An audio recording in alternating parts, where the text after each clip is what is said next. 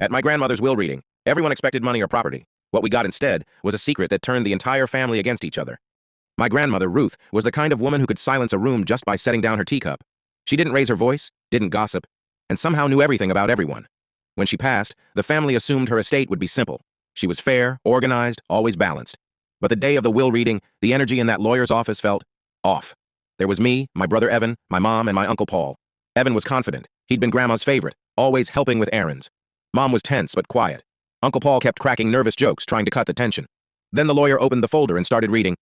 To my grandson Evan, I leave the car collection he's always admired. To my son Paul, my savings account. And to my daughter, Margaret, my apologies. The room froze. Mom's face went blank. Evan whispered, "Wait, what?" The lawyer cleared his throat. "There's more." He pulled out another envelope, one sealed in red wax, labeled, "To be opened after my passing," from Margaret. Mom's hands shook as she opened it.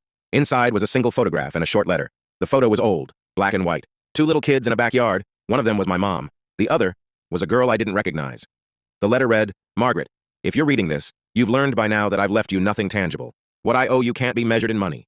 The truth is, you were never supposed to grow up alone. I took your sister away because I thought I was saving her. But I couldn't save either of you from the lie." Everyone started talking at once. Mom looked up, tears running down her face. "What sister?" she whispered. Uncle Paul went pale. "Mom told me not to say anything. I thought you knew." The lawyer tried to keep order, but Mom just stood up, trembling. "You all knew I had a sister?" Paul nodded slowly. "She got adopted by another family after Dad left. Grandma said she couldn't raise both." Evan muttered. "So she gave one kid money, the other kid away?" Mom turned to him. "She didn't give me away. She gave her away. I was the one she kept, and she never forgave herself for it." The lawyer slid another paper across the desk, an address. "Per her request, this is for Margaret to decide what to do with." It was the address of a woman living 2 towns over. Same last name Grandma had before she married. Mom just stared at it. I could see the realization hit her. All those years of emotional distance, of trying to earn love that never quite came.